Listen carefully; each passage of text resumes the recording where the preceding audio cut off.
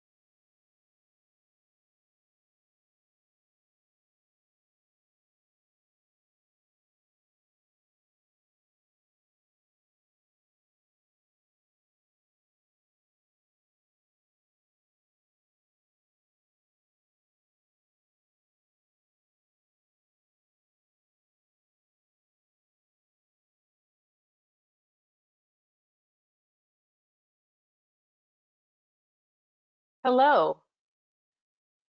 Welcome to today's webinar. It's time to celebrate what we've accomplished and get inspired for the school year ahead. Both Inspire and Harmony host these webinars where thought leaders and educators share best teaching practices and tools to support social emotional learning. These presentations are the opinions and content of our guest speakers and may not necessarily be a direct representation of Harmony or Inspire.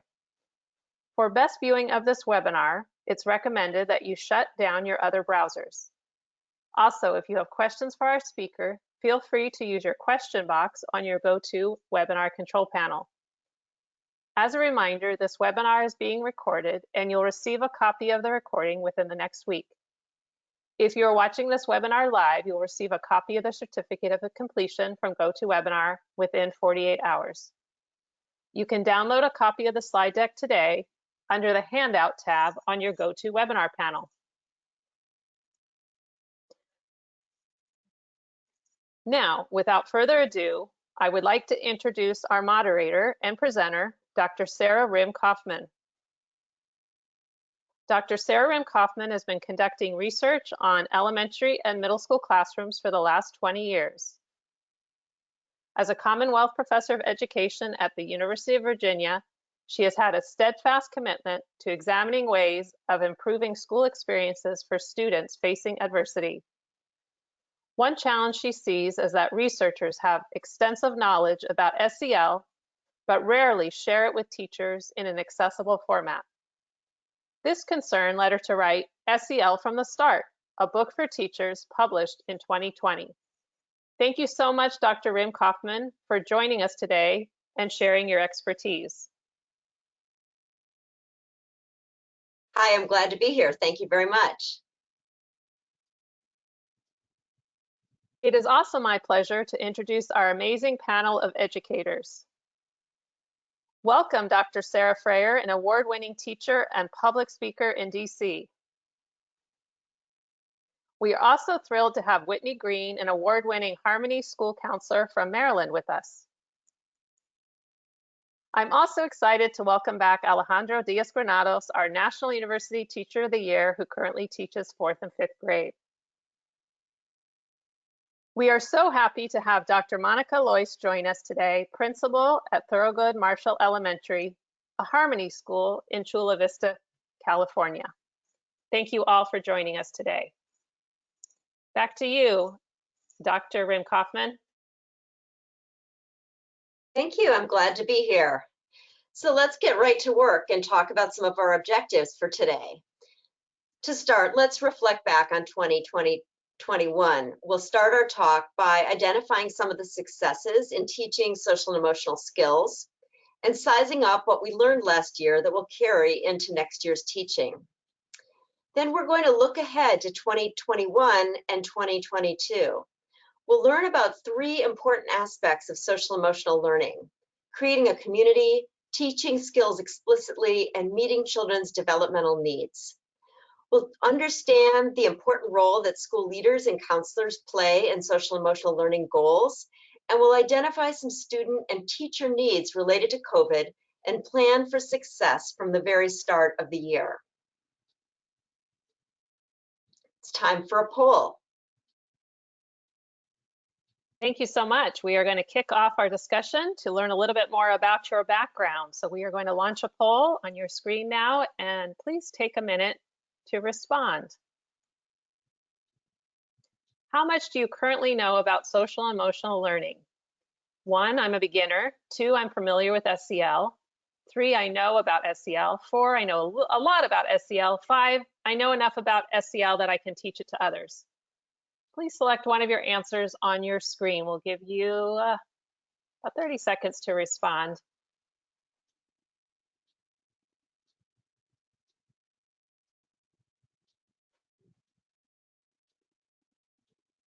All right, responses are coming in.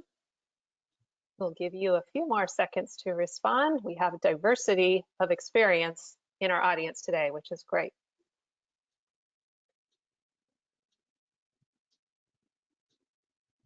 All right, let's go ahead and close the poll. And we will see the results. All right, the results came in at 16% where I'm a beginner, 25% I'm familiar with SEL, 24% I know about SEL, 25% I know a lot about SEL, and 11% I know enough about SEL that I could talk about it. So a wide range, but mostly in the middle. Back to you, Dr. Rimm-Kaufman. Terrific.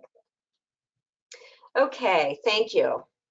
So we have just an hour together. I wanted to mention I'll be referring to my book, and our panelists have read this book. And if you want more examples of what we discussed, the book may be helpful to you in planning your new year. If you haven't read SEL from the Start, don't worry, you're not behind in your reading. We'll give you a little sneak preview as to what's in the book. Okay, we're going to start by reflecting on 2020-21. So I'd like you to think back to think back for a moment. Think back to a former version of yourself. Think about who you were on February 1st, 2020. Would you ever have imagined a school year like this past year? What would the past version of you thought about what you've accomplished this past year?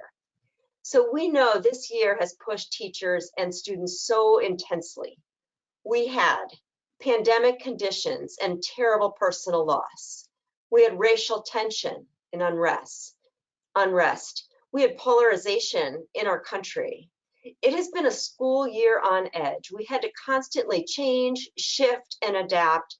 It has been an unbelievably challenging year. What resulted from this? We saw the emergence of a whole new set of social and emotional skills from our students and from ourselves. We needed to learn to be self-aware and socially aware in completely new ways. We needed to manage our behaviors in ways that we haven't before. Students needed to manage their own behaviors as they sat behind screens in distracting, lightly supervised home environments. Teachers needed to use their best social awareness skills to understand their students' needs and engagement of their students. We all exercised relationship skills as we figured out new ways to communicate with one another, teacher to teacher, teacher to student, principal to teacher, and so on. We all used our social and emotional skills to the hilt. So we've made it this far, and support is coming. As one example, we know that the federal government is investing $122 billion in schools with a specific focus on social, emotional, and academic growth. Even the federal government is tuning in to the importance of social and emotional skills, not only academics, in the classroom. This is truly a watershed moment for us, and I'm excited that in many ways we're going to get an increase in support.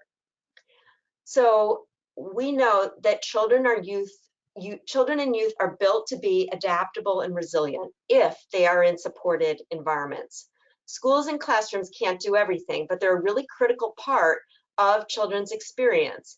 And as teachers and other educators, you can help them use their social emotional skills to adjust to post-pandemic life. So you have truly confronted the impossible. Soon you'll be returning to school. Let's think about how you can use your new deep wisdom into this next year. Before talking about SEL, social emotional learning, I want to make sure that we're all talking about social emotional skills in the same way. I'm using the castle wheel to define social and emotional skills. If this is very familiar to you, for each skill that I mentioned, think back to this year and picture how a student or you used this skill. So self-awareness refers to our ability to understand our own emotions, thoughts, values, and how they influence us across contexts. So this can mean knowing our strengths. It can mean examining our own biases and prejudices, or even as simple as knowing what times of day we do our best learning.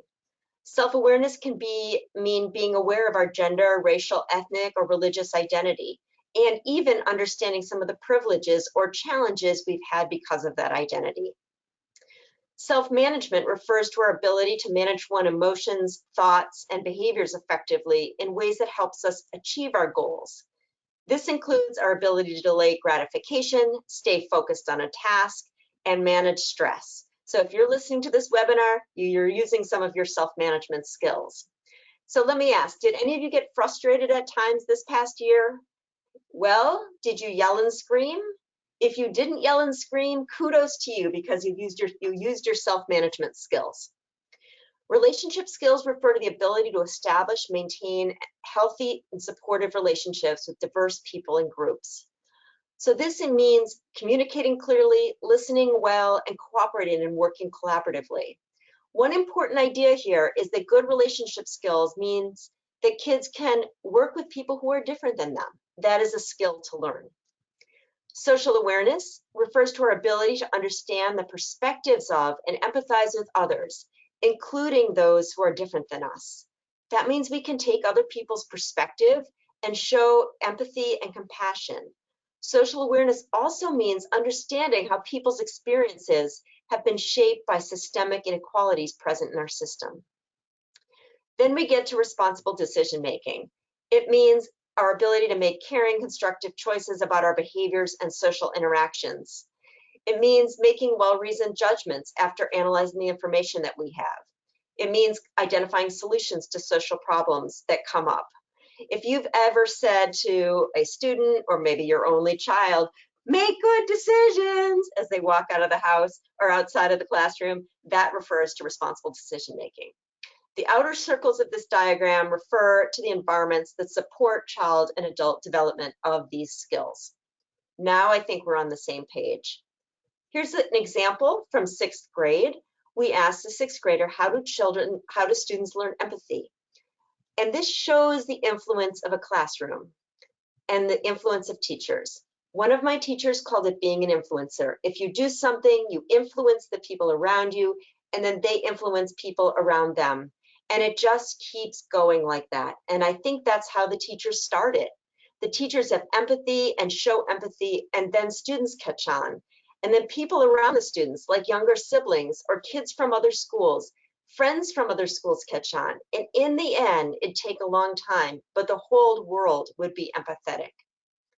This is a reminder of what incredible power you have as an educator for teaching students. Okay, as we look back to 2020 and 2021, I want to ask for wisdom from our panelists. So the first question that I have is for Alejandro and Whitney, and it is, what is one piece of wisdom about teaching social and emotional skills that you will take with you into this next year? Yeah, thank you. That's a great question. So, introducing social emotional skills to students for the first time definitely comes with its challenges. In my classroom, I'm constantly allowing students to not only learn these skills, but giving them opportunities to practice them, not just during our social emotional time, but during different instances. For instance, when students are out at recess and I see that a student is using a self-management skill to calm down after losing a basketball game, something that I might do is point out the skill, shout out that student, let them know that I'm watching, let them know that I noticed that they utilize that skill, and other students start to notice, and it's honestly contagious. Students really like to hear that feedback and know that they're being observed doing that, and then they like the feeling of it. So, in my class, it's definitely been a challenge, but having that patience and allowing students time for practice has definitely been helpful for me. I love that answer, Alejandro. I love that you're not just teaching them, but you're being their witness. That is huge. That is huge. For me, my little wisdom takeaway is that social emotional learning is not a class or a curriculum or an awesome book or the effort of one instructor alone. All of those are such powerful components, but I learned for me this last year plus, that social emotional learning is a safe space that is created and held to explore, to be curious, to ask the important questions, and then have the courageous conversations. Much of my time this last year as a school counselor was really spent with the parents and guardians of my students in a way that I hadn't really partnered with them before. We were really workshopping to equip them to sort of pick up where we left off and to engage in that process and experience as they can and need to. Social emotional learning potentially creates that foundation rooted in social justice, right? So when we're looking at the last year, Dr. Sarah was talking so much about it. We were faced with Black Lives Matter movement, the election, the pandemic, vaccinations, pride, so many different conversations. And SEL encompasses every aspect of that, of all this life for our students, regardless of location, whether we're in the school building or we're on a Zoom call. That didn't make our SEL any less of a critical priority. And then partnered with that, the creativity in its approach is limitless. So for me, I'm really eager to bring that creativity that I will say I was called to figure out this year into the next school year, and really maintain that community effort and partnership outside of our building in action and effort and social emotional learning. Alejandro and Whitney, those were wonderful responses. Thank you so much. I'd like to ask our other two panelists, Dr. Loyce and Sarah, reflect on the racial tensions and civic unrest from this past year, and think about ways this entered into your classroom or school. How did the news seep into your classroom or school, and how did you support students to use their social emotional skills to address these challenging topics?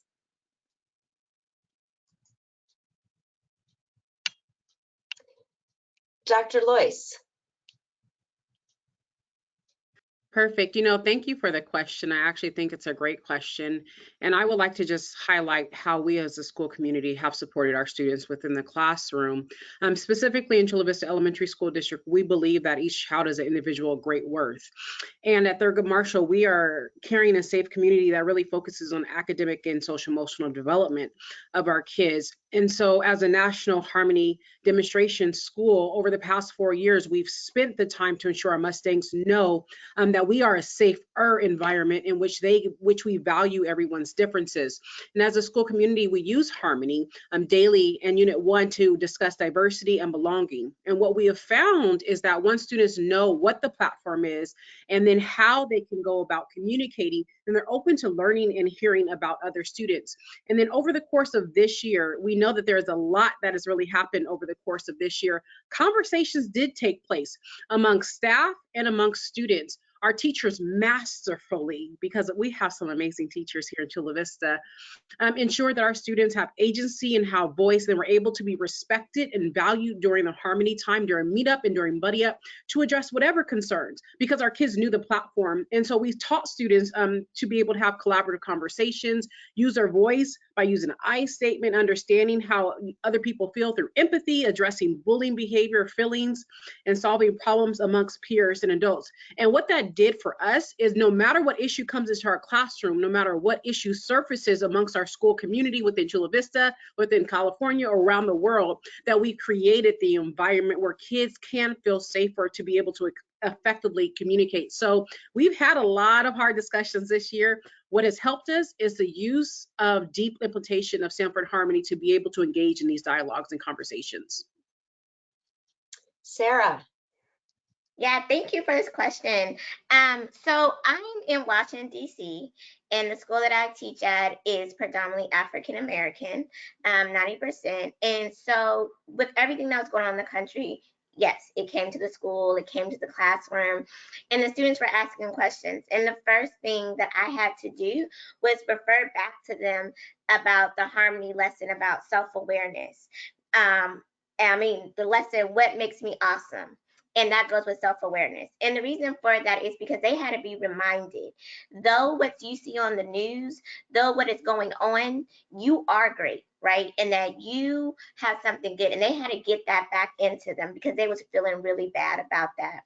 And once we got their confidence back up, and then we tapped into the self-management. How do you manage those feelings that you're feeling and your frustration, and what are you going to do about that? So we had students journal how they felt about that. Students got creative and made TikTok videos about how they felt to manage their feelings, and then to go give a message to the world about who they are as children, how do they feel about this topic, and how to make the change.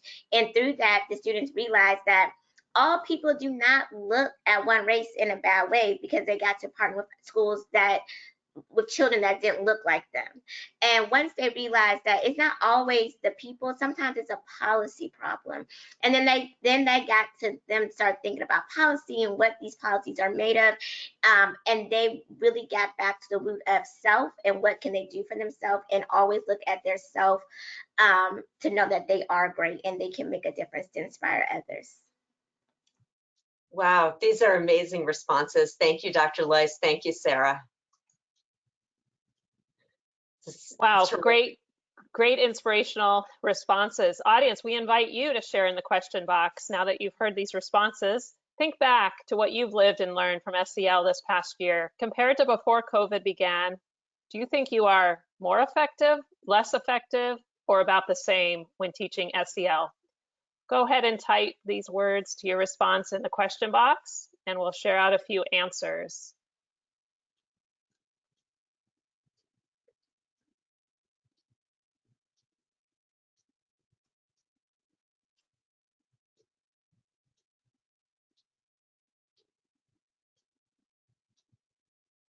Okay, they're starting to come in, the responses, and we're definitely getting a mixture of responses. Some feel less effective, some feel about the same, and some feel more effective. Integrating SEL into every moment, that's what I've learned to do this year. Another one commented, less in first grade, it was hard virtually. And then several are reflecting that they were more effective. And several are saying, again, about the same, I need to learn more to be more effective.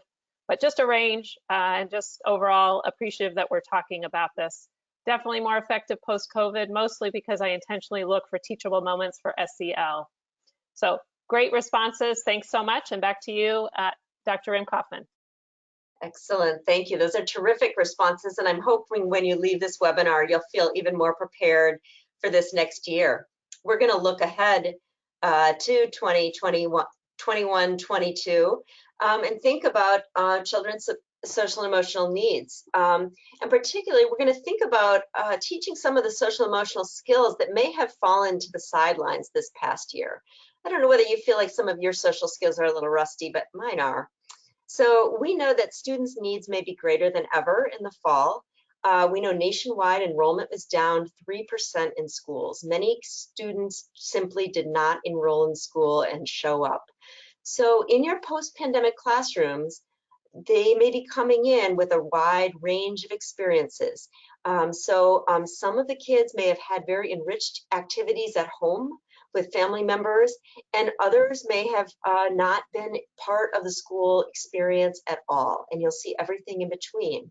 And my hope is that when we're done with this webinar, you'll come away with some new tools and new ways of thinking about the challenges that maybe you may be coming back to. So here's how I think about the development of social emotional skills.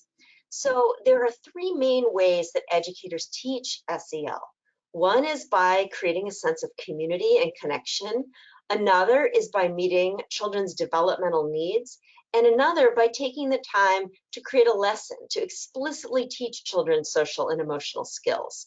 So I'll be explaining each of those in a little while. And then to be able to teach SEL to students, educators need to feel supported. The adults need to feel supported. They need to have effective leaders who believe in SEL. Educators need to show aligned actions. That means you can't just talk the talk, but you have to walk the walk, and that's hard. And we also know that you need the support, the effective leadership, and the aligned actions. These things all need to come together in a productive and supportive community. So we'll start by talking about creating a sense of community, and how do you create a good sense of community in your classroom as your students are coming back to schools and classrooms. So we know there will be new needs, including some students' worries about physical safety, and also some kids will feel unfamiliar with school environments. I think about kindergartners or first graders, it could be 20% of their life that they've had a very unusual school experience. That's a big percentage. So we need to think about how do we create a good sense of community, and that teaches SEL.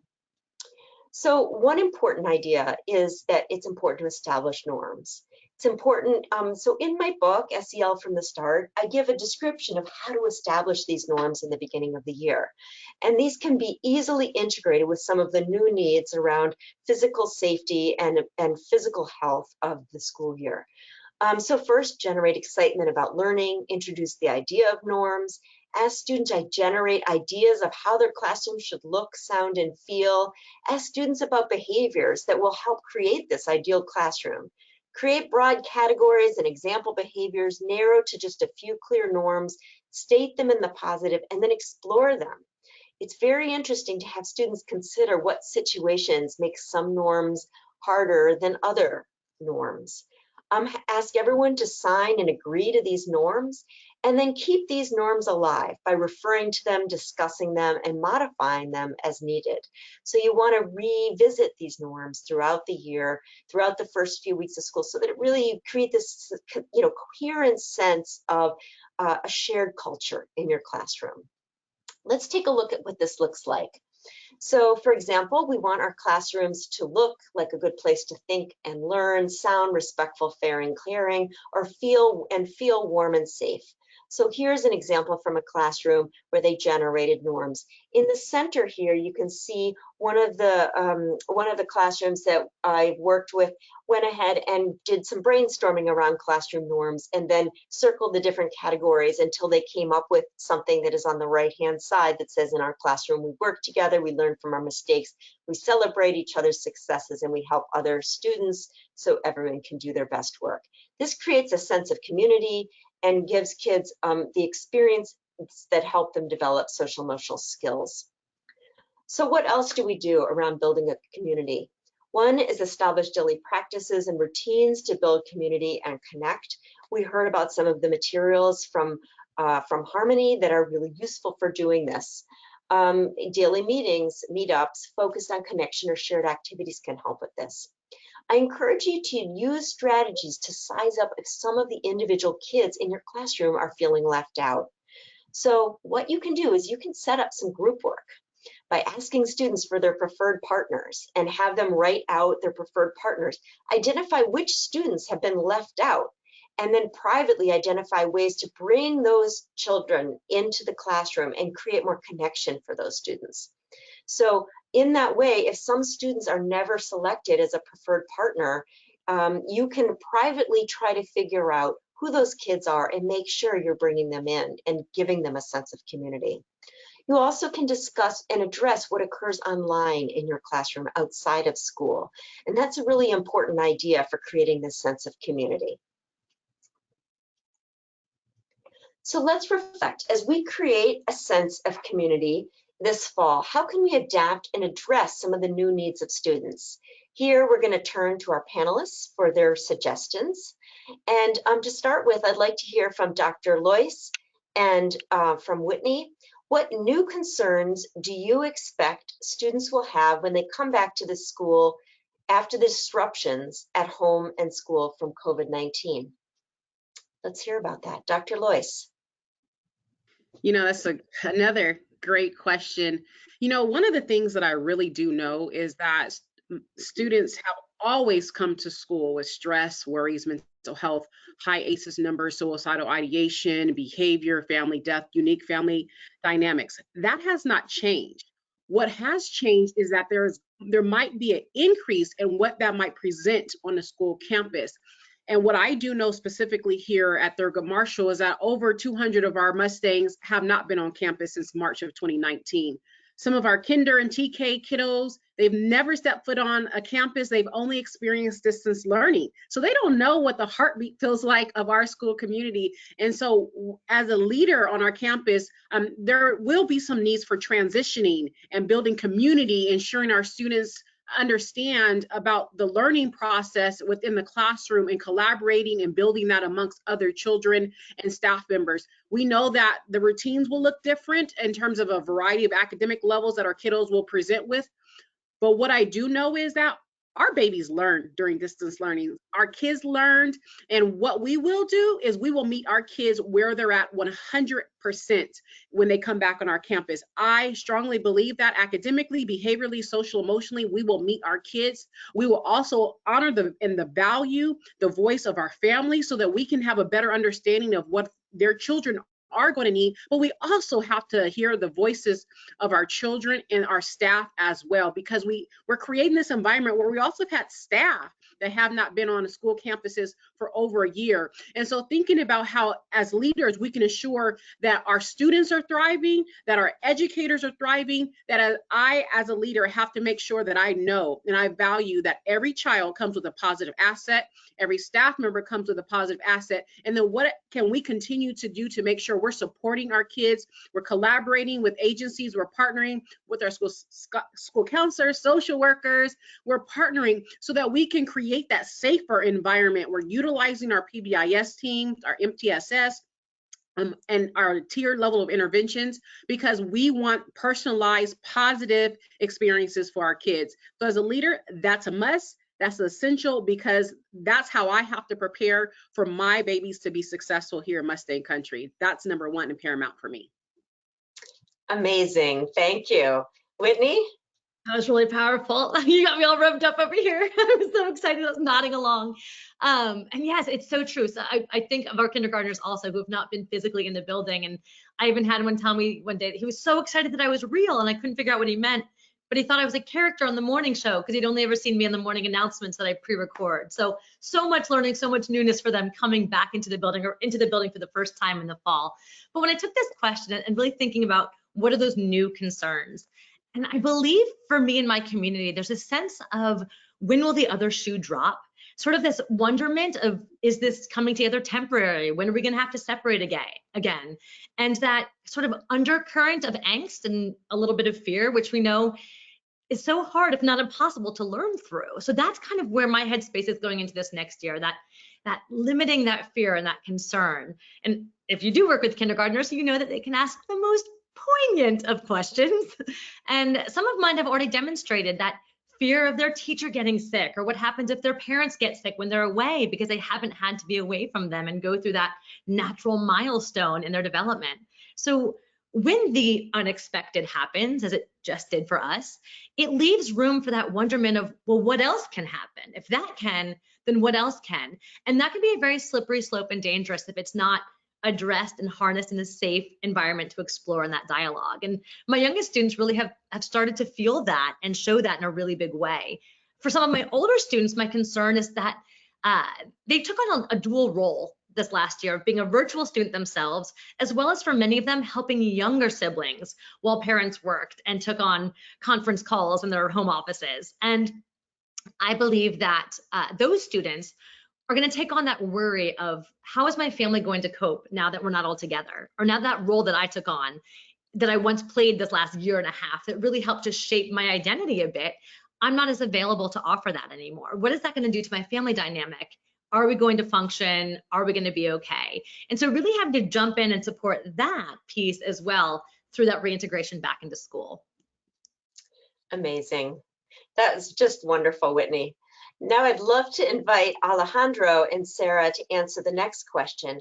How can you create norms in the classrooms in ways that address some of these student concerns that have come up due to COVID-19? Alejandro.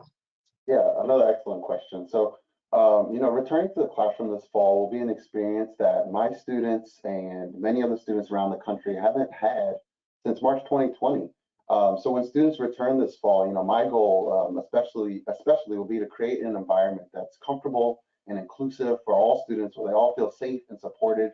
I know that some students will be in our building for the very first time, and will be away from their families for the very first time. And on the first day of school, I plan to give students an opportunity to collectively develop, SEL norms and goals for our class for the year. And in my experience, I found that when students are included in this goal setting process, it not only gives them an opportunity to share, what's important to them in the areas where they would like to grow, but it also increases student investment as well. They create this contract, we sign it. It's like our classroom norms, and we don't actually even call them rules in our classroom. They're norms that everyone who enters our classroom follows. So. In my classroom, I also plan to use harmony goals with my students. Harmony goals are created by our class and very similar to group agreements or expectations. And these goals just reflect how we would like to interact with each other throughout the year. This is something that we constantly update and constantly refer back to if necessary. And, when developing these goals, they can also provide teachers with another growth point that can be highlighted and shared with families during conferences. So for me, for students who are making drastic improvements in social emotional learning skills, I like to point that out in conferences when I connect with parents, because I do think that that's so important for parents to know, for their students to know, and just so everyone in our school building knows that we are focused on improving everyone's social emotional skills and practicing these skills all throughout the entire school day. Terrific. Thank you. Sarah. Yeah, thank you. I agree. The norms is really, really important. And the one thing that I'm going to do to set the norms, because it's going to be a lot of emotions, like it always is to really set that tone of the students understanding how everyone in the room learns, how everyone in the room accepts each other. If you heard the 5 love languages, there's one of 5 love languages for students. And I have used that resource and it's a really good. And so what happens is the students take a quiz and we get to learn how every student likes to feel celebrated, likes to feel loved in a school environment way. And I make sure that we keep that on the chart. Like if someone is a one that likes words of affirmation, we know like to really encourage them that would help them to reach their goals. And we set the goals in the classroom for everyone in the class. And then with understanding how they receive love, how they receive self-love, love from others, it really will help the classroom and help with the anxiety or fear or whatever emotion they might feel coming back in the classroom. Wonderful. Thank you, Sarah. Thank you. We have one more question for Dr. Loyce and Whitney. What other practices can you use to create a sense of community that helps students adjust to being back at school after COVID-19?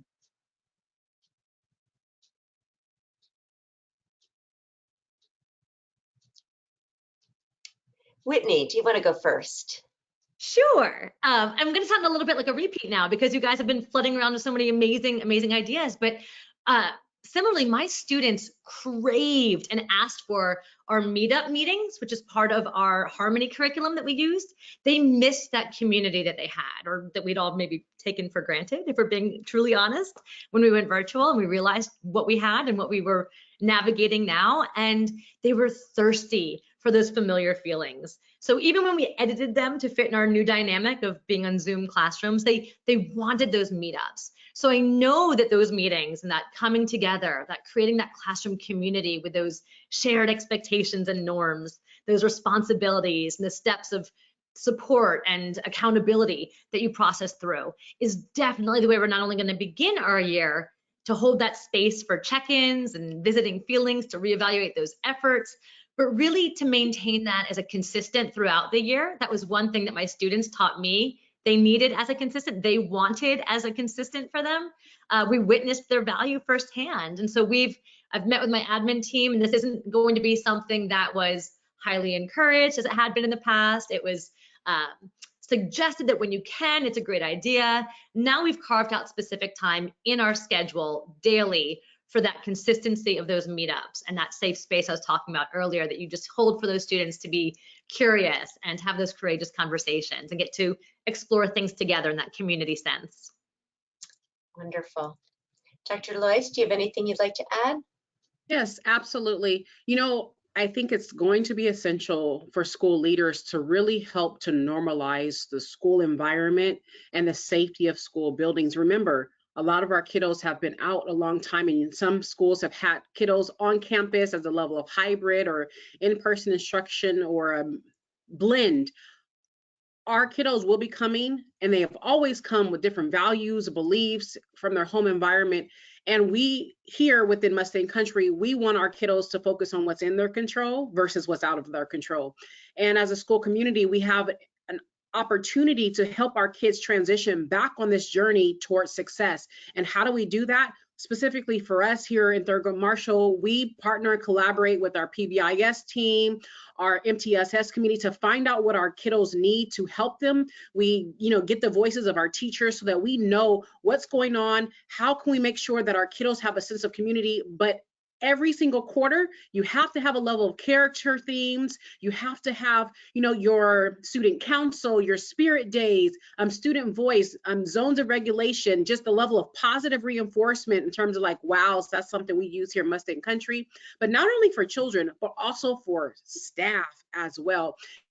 And so Harmony is another great tool that we've been using as a demonstration school over the past 4 years that all of our babies get, whether you're breathing here. It's a good tier 1 intervention. The meet up, the buddy up, we start with that. We heavily push it. And this expectation within Chula Vista Elementary School District that is happening across our district, and we're the largest district in California for elementary, is happening in every single classroom. So that's how we will create a sense of community, as when we come back to the classroom environment, there is an activity in harmony where everyone feels like there's a sense of belonging. And we do that as a staff. Bring something with you that you share about who you are so people get a chance to know you. So I definitely really encourage schools to think about this, be very strategic, plan so that they will make sure that they're starting school day one successful, not just for our students, but the planning is essential and important for staff, so that staff also feels like they have a sense of community and belonging as well. Thank you so much. That was just amazing. Thank you, Dr. Loyce. I think at this point, as we move ahead, you have a lot of new ideas of how to build a really strong sense of community in your school. So thank you so much. So we're going to move on and talk about another aspect of the classroom and another essential piece to meeting children's social and emotional needs, and that is meeting children's developmental needs. And so many of you in this last year experienced something like this, which was, I'd say, the dreaded curse of 2021.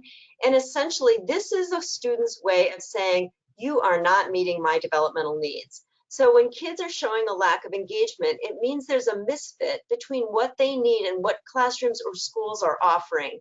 And no matter how amazing it is, if they are not engaged, they are not going to be learning what it is you're hoping for them to learn. So I'll share an idea from self-determination theory, and I've learned this really resonates with educators. This idea that all children and youth have these basic needs. Every day and regularly, children have a need for autonomy. They have a need for relatedness or social connection. They have a need for competence. So autonomy means they need to have some sense of control over their goals to feel interested and engaged. Relatedness means this sense of community or social connection. Competence means they need to feel a sense of mastery in the work that they do. Now, if you reflect on your own life, you can understand you need some autonomy, you need social connection, you need some sense of competence. And children and youth, as well as adults, are most likely to thrive when their developmental needs are met. So I'll give you a few classroom examples. One is I talked with a 3rd grade teacher who was introducing epic reading to her students. So first she allowed the students to explore the website and then share out what they discovered. And these were 3rd graders, and they enjoyed the autonomy of finding the books that interested them. Then she had them share out with others. And some students even said, Joey, there's this book about baseball that I think you'll like. And that supported this sense of connection. As they shared out, she noticed that students were choosing books that were leveled about right for them. And so what was neat about this experience is that all of the children could find books that were really right about their right level and made them feel like competent readers. So this is just an example of how this activity met students' needs for autonomy, relatedness, and competence. I'll give you a second example. The second example is about I talked with a 3rd grade I talked with a 4th grade teacher using a program called Connect Science, and the students were given different cards with energy sources on each of the cards: solar, coal, nuclear, wind. They worked together and they sorted them into groups of renewable and non-renewable resources. Then, together in pairs, they put the cards in order from the best sources of energy for the future to the worst sources. So they made recommendations about what energy sources they thought were a good idea. So this met all kinds of needs for these children, developmental needs. There was relatedness and connection as the students worked in pairs. There was some autonomy that they got to choose the order of the cards. And there was a sense of competence. They were building on some new knowledge that they had about energy sources, and it made them feel confident it was meeting them right where they were at. So as you're thinking about activities in your classroom and you're thinking about the learning that you're doing, you can often reflect on, will this meet students' needs for autonomy, relatedness, and competence? And so I'm going to just ask you to think to yourself for a moment. I was going to have you put this in the question box. It looks like we're a little tight on time, but instead I'd just like you to do a little self-reflection. So there are 3 questions here for you to reflect on. What is it you can do to help students feel that they have some autonomy or choice at school? So remember how much choice they had when they were at home online. What are some things that you're going to do in the classroom to give them a little bit of a sense of choice and autonomy in choosing some of their own goals? Second question to reflect on is, how can you help students feel socially connected to others? What is it you can do to help that feeling of relatedness? And we just generated a lot of ideas about that sense of community. Building that sense of community is a really clear way to help create these social connections. Then the third one is, what will you do to help students feel confident at the work that they do? So remember, a lot of kids will be coming back with some learning gaps, and it's really important that they feel like the work is meeting them at their level. So there are many aspects of differentiated instruction that may be really important to give them this sense of competence. And remember that when you meet students' developmental needs, their sense of autonomy, connectedness, and competence, it helps them engage, and they're much more likely to be engaged in the learning that you're presenting in your classroom. Okay, we're going to move on from here and talk about teaching social and emotional skills explicitly. So sometimes kids do their SEL through the experiences they're having as a community. And sometimes by creating a classroom that meets children's developmental needs, they're developing certain social emotional skills. Other times, you're going to need to take the time and to teach social and emotional skills explicitly.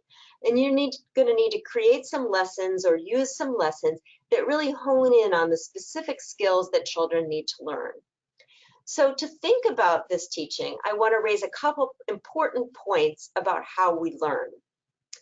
So to start with, we know, let me tell you a little bit about what research says about how we learn. Some of this will be new to you and some of this will be familiar. But we know that when we get, this is the information processing system, and it's a representation of this idea, and it shows how the many different ways, that many things that have to happen for us to learn.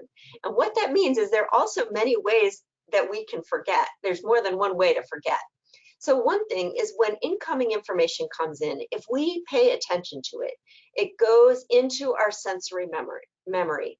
And if we pay a little more attention to it, it goes into our working memory, where it can last for about 20 seconds. Then you need deep level processing for it to go into your long-term memory. Now, if you don't have that deep level processing, it's going to go into your working memory and you're going to forget it. So what needs to happen as you're teaching kids social emotional skills is you need to help them learn these skills and process these skills really deeply. They need to learn them and practice the skills that they're using. And they need to not be distracted by strong emotions. So one mistake we often make is we want to teach kids social skills when they're really upset about something. That's not the time to teach social emotional skills. You want to slow down, you want to help them calm down, and you might help them with a little bit of self-management, but really that is not the best time. They're not going to be that receptive to learning. Instead, you want to teach them these skills ahead of time and prevent problems down the line. So this is an important idea to keep in mind, is you want to teach students skills before they're going to need them. Another idea that I want to talk about is what research says about the choice of our friends. So there are going to be natural friendships that form in your classroom. And we have a universal tendency towards what we call homophily, the tendency to bond with people like us, and propinquity, the tendency to bond with people near us. So who are our friends? We tend to bond with people who are like us and near us. Now, here's the role of educators. Educators need to help students stretch and place students in situations with people who are different than them. And that's how they learn an important set of social skills. So there's a selection of lessons in my book that go together well to prepare students for group work, for smooth lunch and recess interactions, and for interacting with kids who are different than them. This includes lessons to do active listening, lessons for respectful communication, and also learning to take other people's perspectives. So we'll talk a little bit about this. To start with, I recommend you teach active listening. So to do this, you can model a conversation, discuss what ears, mouths, and eyes are doing, introduce the idea of paraphrasing, ask two students to model the behavior, reflect on how well the students did and what they did right, pair students to practice active listening while you monitor, reflect as a group, and remind students to use their active listening in days and weeks ahead. This is how you get that deep level processing so that this learning goes into students' long-term memory.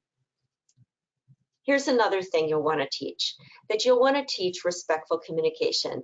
And it's basically this idea that all of us adults know that sometimes you might be thinking something, but you should be saying something different.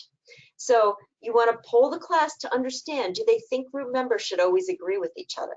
Because some kids think that everyone should always agree all the time. But actually, you can celebrate opportunities of disagreement in your classroom. That can be a really rich and exciting process. So then discuss what respectful disagreement looks like. Define respectful communication. Generate sentence stems for an anchor chart. Model these sentence stems. Practice. Have students practice using these sentence stems with a partner. Reflect and encourage future use of these sentence stems across different content areas. So here's an example of some sentence stems. These are actually in my book, and these are from a teacher that we worked with. So a teacher saying, you know, a student saying, I agree with so-and-so, and I think that blah, blah, blah. Well, it's easy to agree with people. It's harder to disagree. How about I respectfully disagree because blank, or I like what you said, maybe we can try blank. So these are some examples of some sentence stems that are useful for respectful communication. So then it's also important to teach children to respect multiple perspectives. You might read a book that shows children with different preferences, cultures, and points of view. Have students link the book to their own experiences. Describe perspective and give an example when people have different perspectives in your classroom. Define respect, explain why it's important, and engage in perspective-taking exercises. You can use a chart that gives examples of situations or beliefs that have contrasting perspectives. Help students learn how to ask questions to understand someone else's perspective, develop sample situations, and have students practice asking questions about other people's perspectives. So here are some example books that are very useful. One that I particularly like is The Sandwich Swap, and I'll describe an exercise to go with that. So in The Sandwich Swap, there's two different perspectives. Salma likes eating hummus and pita sandwiches. Lily thinks that's gross. Here, you might ask your class, what are some questions you could ask to understand more? And what do you say or do to show respect? Here's a class that talked about the difference between some classmates who were vegetarians and some who like to hunt. And here they were having a rich conversation about the kinds of questions they might ask each other to understand each other's perspectives. Okay, so let's take a moment to reflect. So what social skills, I'd like to start by asking Dr. Loyce and Whitney, what social skills have gotten a little bit rusty during the pandemic? And I see we're short on time, but I'll ask you to hop in and give us some insights. Dr. Loyce? Sure, absolutely. I'll just give you just a quick insight about this. You know, Harmony has great tools to really use in terms of lessons for social skills, but at Thurgood Marshall, we will start with Unit 1 particularly. One of the things that I really learned is that over the course of the pandemic, our families called and had concerns with their kids in terms of depression, signs of suicidal ideation, the lack of desire to play, go outside. And there are a lot of our kids that were just isolating themselves by spending time in their room on their video game. And so our kids haven't been used to being around large groups of people over time. And so as we gear up for 100% of our kiddos to come back, we are going to have to teach and reteach how our kids can effectively communicate, how they can use I statements when they're frustrated, how are they feeling when they're angry? Do you just hit someone, or do you say, I feel angry, and know that you're in the red zone, thinking about zones of regulation? But we're going to really need to be able to make sure that we're teaching the skills, and then also how our kids can respectfully be kind to others, and how they can express themselves, have a level of empathy and understanding, and practice that in a safe space. And Harmony does allow an opportunity during the meetup, the buddy up, during the lesson time, to be able to practice, how you communicate and how you learn from others and asking questions. And so I think this will be really a good way for us to fine tune some of these practices that our kids have not had since March of 2019. So those are some of the things that I know that our kids will need: empathy, how to communicate, how to solve problems, how to deal with and express their emotions as they get ready to come back. Thank you, Dr. Loyce. Whitney, would you like to add to that? I was laughing because Dr. Loyce, you would think that we had planned our answers together, or maybe we actually know what we're talking about, because mine is so similar to yours, my thinking. And we are on almost borrowed time. So I'm going to go Jersey real quick. I'm going to go my Jersey girl come out. I'm going to talk really fast. Maybe in the recording later, you can slow me down. But my thoughts on what skills have gotten a little rusty during the pandemic is that emotional expression and exploration. Feeling something is very personable, but exploring it is very social, especially at that elementary level, when this is that safe space to navigate new thoughts and new ideas. It's that level where we're doing that work. And so in the virtual setting, a big emotion can arise, and then that security blanket of just turning off my camera exists. I don't have to explore it. I can hide it or hide from it. I can completely avoid it altogether, or running to an adult in some sense of comfort, in place of having to navigate that feeling as one would in school with peers, a teacher, a counselor. So that need and skill to turn to that personal toolbox hasn't been practiced in the same way. And figuring out how to label that feeling, what we work in my building is, when you name it, you claim it. And so you now own it. It doesn't own you. Once you name that feeling, you claim it. And now you get to be empowered instead of feeling powerless to that emotion. And so then once you're empowered with it, you get to make the choice of how to address it, how to advocate for it, or whatever that priority might be for you in that moment. I think that is the rustiest moment that we're going to really have to pick up on with our kids, and that social dynamic when we come back and focus on our communities, and how we're going to have a plethora of feelings all existing at the same time. We got to name it, claim it, and then we're going to have to tackle it together, along with empathy and patience. Amazing, Whitney. Thank you so much. Alejandro and Sarah, in 30 seconds each, can you tell us what lesson or opportunity will you create for students to learn and practice some of these critical skills? Sure, I can start. Sorry, Sarah. When thinking about this question and thinking about introducing social emotional learning skills, one thing that's exciting about introducing it to your class is that students can use it right away.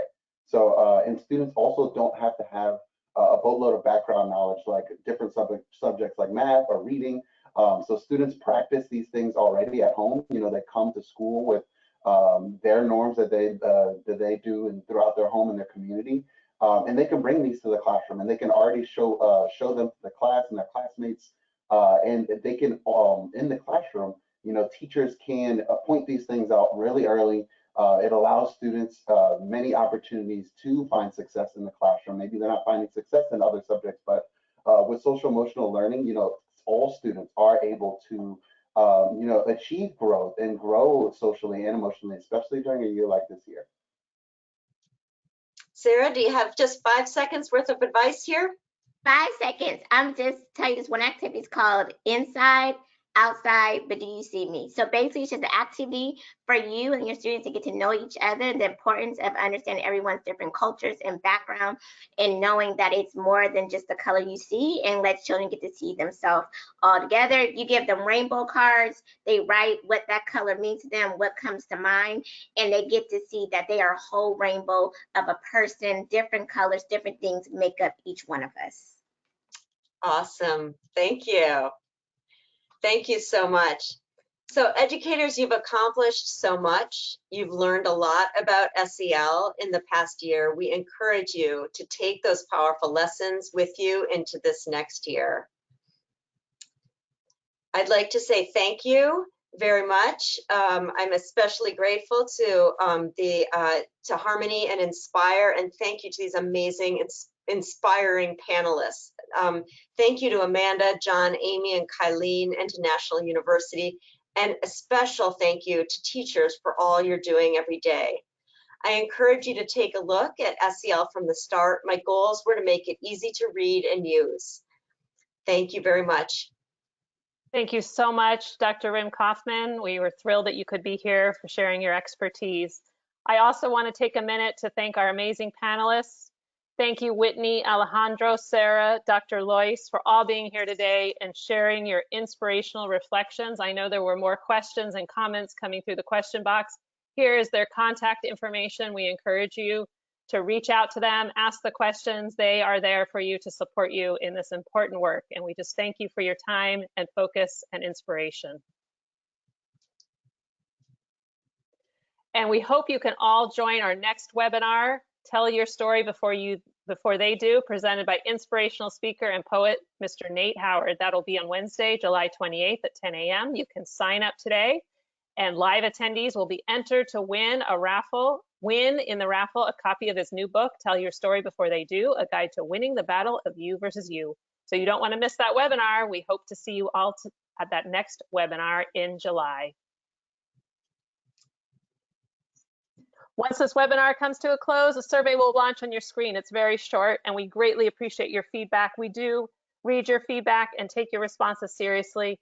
To this day, your responses have helped us build more successful webinars. We also encourage you to continue the conversation on Twitter on the Inspire handle you see posted on the screen. Thank you all for being here today. Stay safe, everyone, and we'll see you at our next webinar in July.